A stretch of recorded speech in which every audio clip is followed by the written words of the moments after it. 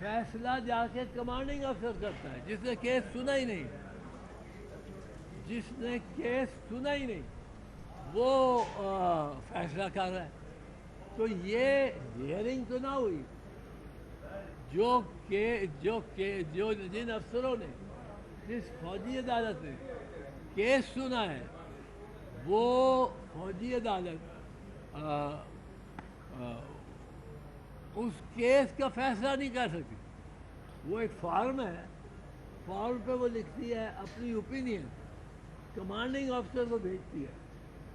जो ब्रिगेडियर जिसको प्रिजाइड करते हैं जिस ट्रायल में, उस ट्रायल में ब्रिगेडियर नहीं, वो फैसला करता है मेजर जनरल, वो फैसला करता है आर्मी चीफ, जिसमें कर्नल प्रिजाइड करते हैं और 2 मेजर साथ बैठे होते हैं। उसका फैसला करता है core division commander, major general, और वो सिर्फ ये देखता है कि गिल्टी के नॉट गिल्टी क्या सिफारिश है। कोई रिकॉर्ड नहीं देखता, कोई गवाह उसके सामने पेश नहीं होता, कोई जिरा उसके सामने नहीं होती, उसके सामने कोई भी बहस नहीं करते वकील। आखिर में बहस कर रहे हो, बहस कर रहे हैं तो वो उसको समझ आ जाए कि ये कौन गवाह, कौन बेगुनाह है। गवाह उसके सामने जिरा कर रहा हो, वकील तो गवाह की शक्ल सूरत, गवाह के घबरा जाने, गवाह के डिमीनर से, गवाह की अपनी हालत से पता लग जाता है कि ये झूठा है सच्चा है। अब उसके कमांडिंग अफसर के साथ और आर्मी चीफ के सामने कोई पेश नहीं हुआ, कोई बहस नहीं हुई, फैसला वो दे रहा। ये कहाँ का कानून है? ये जंगल का कानून भी नहीं है। ज़ारा निगाह ने तो कहा है कि जंगल का कानून ही अल्लाह ताला दे दे हमें। यहाँ कोई जंगल, यहाँ जंगल का कानून। अब इसमें देखें और बात ये है कि आप फौजी अदालत लगाते हैं, फौजी अदालत में इंडिपेंडेंस किस तरह होती है? इंडिपेंडेंस कैसे होती है कि मैं गवर्नर के खिलाफ दे देता हूँ, मैं उसके खिलाफ पिटीशन कर देता, गवाही दे, और अदालत मुझे बरी कर दे। उस बरीयत पे ना पहले ना बाद में वो गवर्नर जो जनरल भी है, और यहाँ हमारे गवर्नर जनरल है, वो कोई जो है उस बारे में जो कमांडिंग अफसर है, जिसने केस नहीं सुना है, ये याद रखें, जिसने केस नहीं सुना है, वो कमांडिंग अफसर फैसला करता है। गिल्टी को नॉट गिल्टी कर देता है, नॉट गिल्टी को गिल्टी कर देता है, सजा 10 साल दे देता है। वो कैसे ये कर सकता है? अच्छा, इस वजह से मैं आपको एक और दर्जा दे जाऊँ, इस वजह से कि कमांडिंग ऑफिसर ने फैसला करना जिसने केस सुना ही नहीं, इस वजह से फौजी अदालत फौजियों को भी ट्राई नहीं कर सकती, क्योंकि वो अदालत ही नहीं है। फौजी हाजिर वर्दी फौजी को ये फौजी अदालतें ट्रायल नहीं कर सकती, क्योंकि ये फौजी अदालतें ही नहीं, क्योंकि ये जो फैसला करता है उसने सुना ही नहीं होता कि।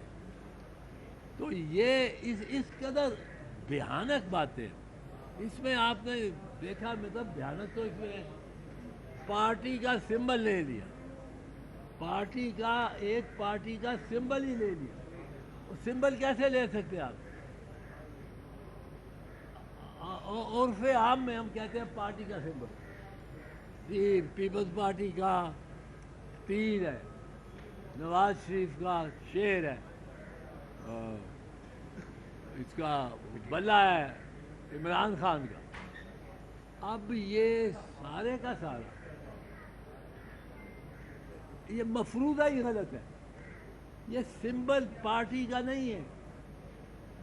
ये सिंबल पार्टी को सजा दी پارٹی کے سمبل آپ لے دیں، یہ پارٹی کا سمبل نہیں ہے، یہ اس ووٹر کا سمبل ہے جو پڑھ نہیں سکتا، جو پڑھ ہی نہیں سکتا اپنا نام، کیا وہ 40 ناموں میں کینڈیڈیٹ کے ناموں میں وہ کس طرح ڈھونڈے گا؟ وہ عورت جو 75 سال کی ہے، ان پڑھ ہے، وہ کس طرح اپنا نمبر ڈھونڈے، اپنے کینڈیڈیٹ کا جس کو ووٹ ڈالنا ہے اس کا ڈھونڈے گی نام؟ وہ آ کے آپ کے پاس کہتی ہے ہم پولنگ اسٹیشن پہ کھڑے ہوتے ہیں یا کینڈیڈیٹ ہوتے ہیں، تو جس الیکشن میں نہیں بھی رہا ہوتا پولنگ اسٹیشن پہ جاتا ہوں پھرتا ہوں، وہ آئے گی ایک مائی 75 سال، وہ کہے گی اے میاں جی میں اپنا ووٹ پانا ہے بی دے پتر بی دے پتر میرا کر دے میرے سے بھی، میں کس طرح پاؤں؟ مجھے تو نہ ہی نہیں آتا۔ تھی کہتے ہو بی تو جا اتنے اے نشان ہوئے گا تیر کا، تیر سے مور لگ جاتا بلاول بھٹو مل گئی۔ اسی طرح عمران خان کا کوئی کہنا ہے اس کو کہتے ہیں اب بلے نو ووٹ پا، اب بلہ ہے ہی نہیں، بلہ بھائی نہیں، بلہ پارٹی کا ووٹ نہیں ہے۔ پارٹی کا ووٹ اگر ہو پھر درست ہے کہ پارٹی کے 10 جو عہدے دار ہیں، بڑے عہدے دار، یہ کہتے ہیں پی ٹی آئی کو آپ نے الیکشن نہیں کرا، پارٹی کے 10 بڑے عہدے دار یہ فیصلہ کر دیں کہ ہم نے پارٹی کی الیکشن جو ہے وہ رگ کر لی، وہ پارٹی کی الیکشن کہتے ہیں ہم نے رگ کر لی، اور وہ رگ کر دیتے، وہ 10 بندے،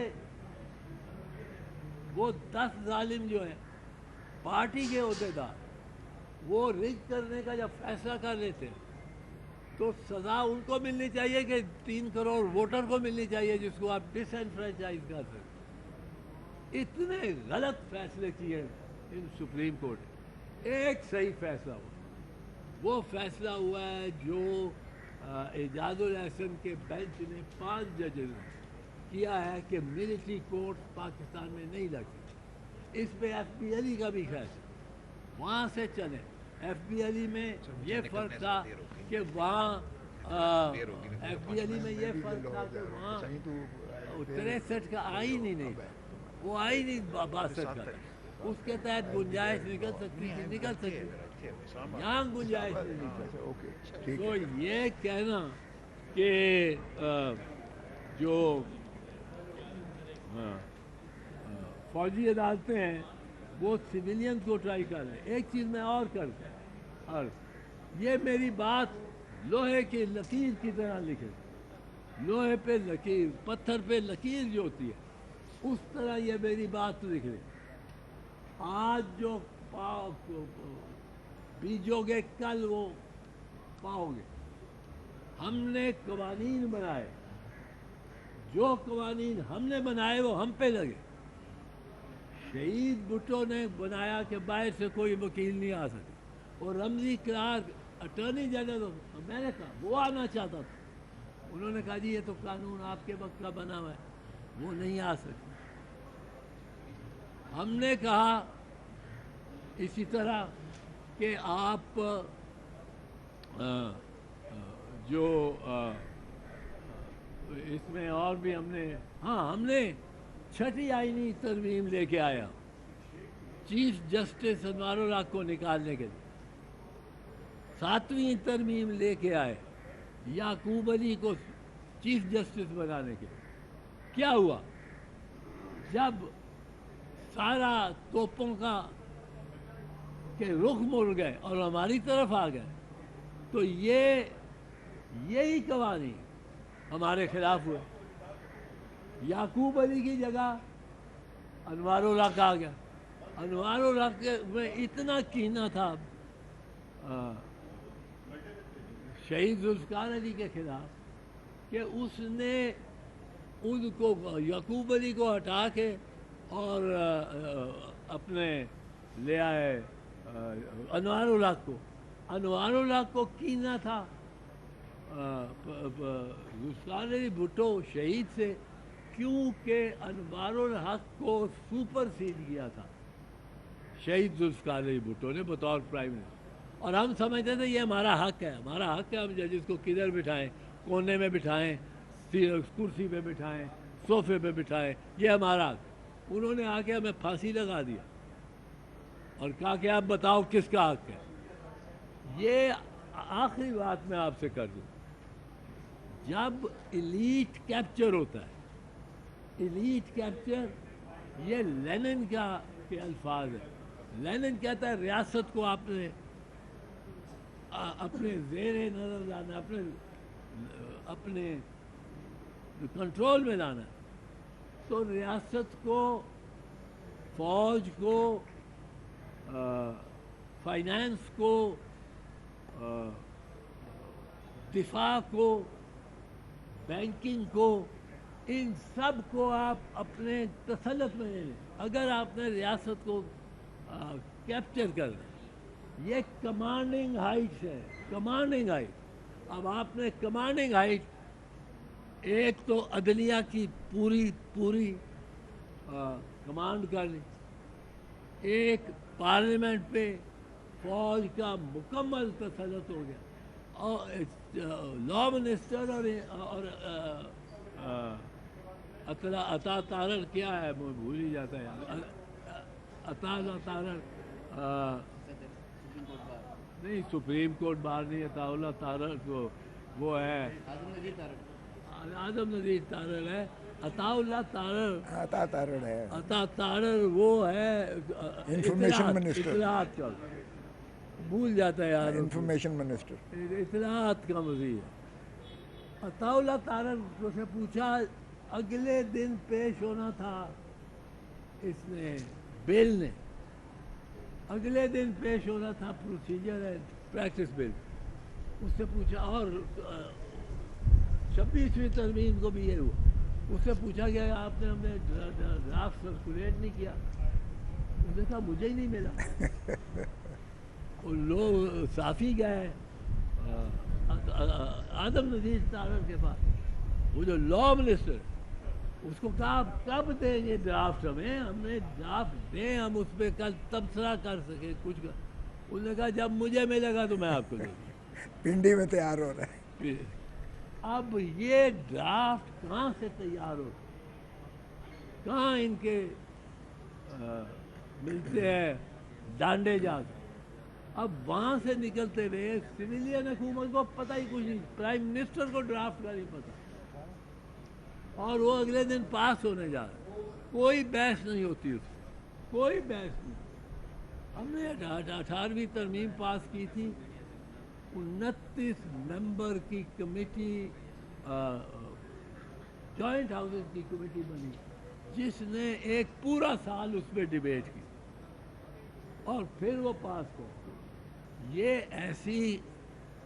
ایسے قوانین بردار ہے, میں ان کو تنبیہ کرنا چاہتا ہوں. یہ وقت آئے گا کہ آپ کے اوپر یہی قوانین لگیں گے, پھر آپ چلائیں گے. ابھی پہلے جب عمران خان کی گورنمنٹ تھی تو ساری پی ٹی آئی, ساری نون لیگ کہتی رہتی کہ ہمیں یہ نہیں منظور, پیکا ایکٹ کی. اب جب پیکا ایکٹ میں اور بھی زیادہ سخت کر دیا گیا تو پھر یہ پیکا ایکٹ ان کو منظور ہو گیا. اب مجھے ڈر ہے کہ میری جماعت کے شمول یہ پیکا ایکٹ اور یہ 26ویں ترمیم یہ بڑی شدت کے ساتھ ہم پہ لگے گی. اور جب فوجیوں کا آپ کہیں گے آپ کیوں لگا رہے ہو, کہیں گے ہم نے نہیں لگائی ہے, سویلین نے لگائی ہے. اس وقت ہمارے پاس کوئی جواب نہیں ہو. تو اس لیے یہ بڑی منفی باتیں ہو رہی ہیں, اور بدقسمتی سے ہماری جماعت بھی اس میں ہے. ان کو سمجھنا چاہیے کہ جو قانون وہ آج اپوزیشن کے بنائیں گے, کے خلاف بنائیں گے, وہ کل اپوزیشن کے خلاف وہی قوانین ہوں گے. صرف آپ بیٹھے ہوں گے اپوزیشن, اور آپ کے خلاف یہ استعمال ہوگا. ہائی کورٹ اسلام آباد ہائی کورٹ میں ججوں کی ٹرانسفر ہو رہی ہے, بیک کی ہائی کورٹ سے